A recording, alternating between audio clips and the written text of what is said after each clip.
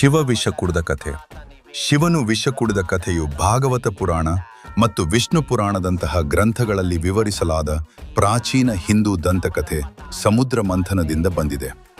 ಸಾಗರ ಮಂಥನ ಏಕೆ ಮಾಡಲಾಯಿತು? ಬಹಳ ಹಿಂದೆಯೇ ದೇವತೆಗಳು ಶಾಪದಿಂದಾಗಿ ತಮ್ಮ ಶಕ್ತಿಯನ್ನು ಕಳೆದುಕೊಂಡಿದ್ದರು. ತಮ್ಮ ಶಕ್ತಿ ಮತ್ತು ಅಮರತ್ವವನ್ನು ಮರಳಿ ಪಡೆಯಲು ಅವರು ಅಮೃತ ಪಡೆಯಲು ವಿಶ್ವಸಾಗರವನ್ನು ಮಂಥನ ಮಾಡಲು ನಿರ್ಧರಿಸಿದರು. ಆದರೆ ಅವರು ಅದನ್ನು ಒಬ್ಬಂಟಿಯಾಗಿ ಮಾಡಲು ಸಾಧ್ಯವಾಗಲಿಲ್ಲ. ಆದ್ದರಿಂದ ಅವರು ಅಸುರರೊಂದಿಗೆ ತಾತ್ಕಾಲಿಕ ಮೈತ್ರಿ ಮಾಡಿಕೊಂಡರು. ಮಂದಾರ ಪರ್ವತವನ್ನು ಮಂಥನ ಕೋಲಾಗಿ ಬಳಸಲಾಯಿತು.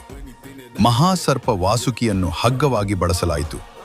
ವಿಷ್ಣುವು ಅದರ ಕೆಳಗೆ ಕೂರ್ಮ ರೂಪವನ್ನು ತೆಗೆದುಕೊಳ್ಳುವ ಮೂಲಕ ಪರ್ವತವನ್ನು ಬೆಂಬಲಿಸಿದನು. ಮಾರಕ ವಿಷ ಕಾಣಿಸಿಕೊಳ್ಳುತ್ತದೆ.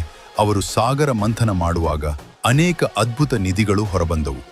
ಅಮೂಲ್ಯ ರತ್ನಗಳು, ದೈವಿಕ ಜೀವಿಗಳು ಮತ್ತು ಆಕಾಶ ಪ್ರಾಣಿಗಳು. ಆದರೆ ಇದ್ದಕ್ಕಿದ್ದಂತೆ ಹಾಲಾಹಲ ಎಂಬ ಭಯಾನಕ ವಿಷ ಹೊರಹೊಮ್ಮಿತು. ಆ ವಿಷವು ಎಷ್ಟು ಪ್ರಬಲವಾಗಿತ್ತೆಂದರೆ ಅದು ವಿಶ್ವದಾದ್ಯಂತ ಹರಡಲು ಪ್ರಾರಂಭಿಸಿತು. ಅದರ ಹೊಗೆಯು ದೇವರುಗಳು, ರಾಕ್ಷಸರು, ಮಾನವರು ಮತ್ತು ಪ್ರಾಣಿಗಳು ಸೇರಿದಂತೆ ಎಲ್ಲಾ ಜೀವಿಗಳನ್ನು ನಾಶ ಮಾಡುವ ಬೆದರಿಕೆ ಹಾಕಿತು. ಎಲ್ಲರೂ ಭಯಭೀತರಾದರು ಮತ್ತು ಶಿವನ ಸಹಾಯವನ್ನು ಪಡೆಯಲು ಧಾವಿಸಿದರು. ಶಿವನು ವಿಶ್ವವನ್ನು ಉಳಿಸುತ್ತಾನೆ ಸೃಷ್ಟಿಯ ಮೇಲಿನ ಕರುಣೆಯಿಂದ. ಶಿವನು ವಿಷ ಹರಡುವುದನ್ನು ತಡೆಯಲು ವಿಷವನ್ನು ಕುಡಿಯಲು ನಿರ್ಧರಿಸಿದನು. ಆದಾಗ್ಯೂ ದೇವಿ ವಿಷವು ಅವನ ದೇಹಕ್ಕೆ ಇಳಿದು ಅವನಿಗೆ ಹಾನಿ ಮಾಡದಂತೆ ಪಂತೆ ಉಳಿದು ಅದು ನೀಲಿ ಬಣ್ಣಕ್ಕೆ ತಿರುಗಿತು.